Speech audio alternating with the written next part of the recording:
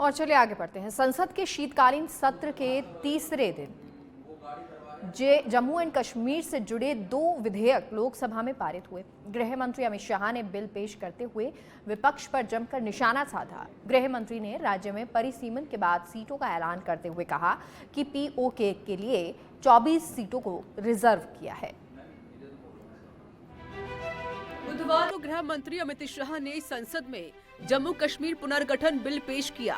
इस दौरान विपक्ष पर जमकर तंज कसा। शाह ने कहा, पूर्व प्रधानमंत्री जवाहरलाल नेहरू ने जो कश्मीर में गलतियां की है, उसका खामियाजा कश्मीर को उठाना पड़ा। शाह ने राज्य में परिसीमन के बाद सीटों का ऐलान किया। नरेंद्र मोदी जी ऐसे नेता हैं जो स्वयं एक गरीब से गरीब घर में जन्म लेकर आज देश के प्रधानमंत्री बने हैं। वो पिछड़ों का दर्द भी जानते हैं, वो गरीब का दर्द भी जानते हैं। और जब इनके आगे बढ़ाने की बात होती है, तब कई बार तो मान्यवर मदद की जगह सम्मान के मायने बड़े होते हैं। मदद से ज्यादा व्यक्ति का सम्मान उसके सेल्फ कॉन्फिडेंस को, उसके आत्मविश्वास को और उसके गौरव को सम्मानित करता है, बढ़ाता है, जो उसके जीवन में आगे बढ़ने का कारण होता है। इनकी चिंता भी नहीं करी, न इसको रोकने का प्रयास किया। और कई बार तो मान्यवर रोकने की जिनकी जिम्मेदारी थी, वो इंग्लैंड में वैकेशन कर रहे थे। मैं नाम देना नहीं चाहता। और फिर कहते हमने कुर्बानी दी। तो भाई अमित शाह ने कहा कि बिल में नाम के साथ सम्मान जुड़ा है। इसे वही लोग देख पाते हैं जो अपने से पीछे रह गए लोगों की उंगली पकड़कर संवेदना के साथ उन्हें आगे बढ़ाना चाहते हैं। वो लोग इसे नहीं समझ सकते जो इसका उपयोग वोट बैंक के लिए करते हैं। नरेंद्र मोदी ऐसे नेता हैं जो गरीब घर में जन्म लेकर देश के प्रधानमंत्री बने हैं। वह पिछड़ों और गरीबों का दर्द जानते हैं। जम्मू कश्मीर आरक्षण संशोधन विधेयक 2023, इस पर इस सदन में जो बहस हुई है, इसका जवाब देने के लिए मैं खड़ा हुआ। मुझे एक बात का आनंद भी है और हमारी संसदीय प्रणालिका के लिए अच्छा भी है कि किसी ने इस बिल के तत्व का विरोध नहीं किया है। इस बिल के हार्द का विरोध नहीं किया।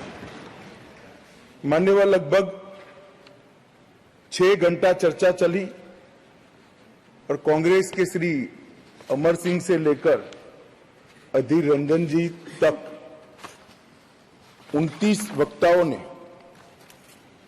अपने अपने तरीके से विचार व्यक्त किए, मगर बिल के उद्देश्यों के साथ बाय एंड लार्ज सभी ने सहमति जताई। गृह मंत्री अमित शाह ने जम्मू कश्मीर पुनर्गठन संशोधन बिल 2023 और जम्मू कश्मीर आरक्षण संशोधन विधेयक 2023 पर लोकसभा में बहस का जवाब दिया। शाह ने जम्मू कश्मीर आरक्षण और पुनर्गठन संशोधन बिल को लेकर कहा, जम्मू कश्मीर से जुड़े 2 विधेयक खास। जम्मू कश्मीर आरक्षण संशोधन अधिनियम 2023, जम्मू कश्मीर पुनर्गठन संशोधन विधेयक 2023 लाए गए। 70 वर्षों से जिन पर अन्याय हुआ, अपमानित हुए, जिनकी हुई अनदेखी, उनको न्याय दिलाने का ये विधेयक। अमित शाह ने बताया, परिसीमन से क्या बदल गया। परिसीमन के बाद विधानसभा सीटों को बढ़ाने का ऐलान। विधानसभा में पहले 107 सीटें रही, जो परिसीमन में बढ़कर 114 हो गई हैं। ये जो संशोधन है, उसे आने वाले दिन में हर कश्मीरी जो प्रताड़ित है वो याद रखेगा। हर कश्मीरी जो पिछड़ा है वो याद रखेगा। मोदी सरकार ने 70 साल से दर दर की ठोकरें खाने वाले अपने ही भाई बहनों को न्याय दिलाने के लिए 2 सीटों का रिजर्वेशन दिया। अपना देश छोड़कर, पीओके छोड़कर यहाँ शरणार्थी बने लोगों को दिया आरक्षण। जो कमजोर हैं, उनको पिछड़ा वर्ग वाला संवैधानिक शब्द दिया।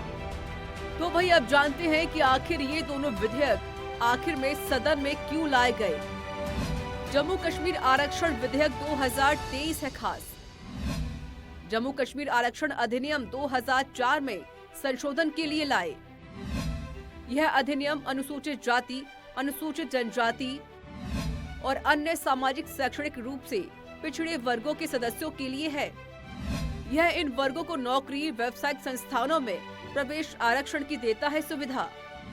इस संशोधन बिल में पहली बार कश्मीर प्रवासियों और पीओके से विस्थापित लोगों के लिए सीट रिजर्वेशन का प्रावधान किया। वंचित और ओबीसी वर्ग के लिए रिजर्वेशन की व्यवस्था की गई। जम्मू कश्मीर से जुड़े विधेयक खास। जम्मू कश्मीर पुनर्गठन संशोधन बिल कई मायनों में है खास। 5 अगस्त को संसद ने आर्टिकल 370 को खत्म किया। जम्मू कश्मीर और लद्दाख को केंद्र शासित प्रदेश का दर्जा दिया। इस संशोधन बिल से जम्मू कश्मीर की विधानसभा सीटों को बढ़ाने की है व्यवस्था। अगर यह कानून की शक्ल में आया तो विधानसभा में होंगी 114 सीट। 5 अगस्त 2019 के पहले कुल 111 विधानसभा की सीटें, 24 सीटें पीओके की भी हैं, लेकिन वहां नहीं होता है चुनाव। इस तरह से 87 सीटों पर होता है चुनाव। अब लद्दाख के अलग होने से बची है 83 सीट। इधर कांग्रेस सांसद शशि थरूर ने शाह के आरोपों को लेकर कहा कि किसी भी देश में एक से अधिक संविधान, एक से अधिक ध्वज कैसे हो सकते हैं। आप कह सकते हैं कि भारत में हम ऐसा नहीं चाहते, यह ठीक है, लेकिन यह मत कहो कि किसी भी देश के पास यह नहीं हो सकता, क्योंकि अन्य देशों के पास यह है। तो वही दोनों विधेयकों पर बीजेपी सांसद रीता बहुगुणा जोशी ने कहा कि ये बिल बहुत प्रगतिशील और समय के अनुकूल है।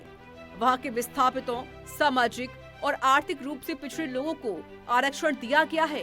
बहरहाल यह बिल काबिले तारीफ है, जिसे अच्छी नीयत के साथ लाया गया था।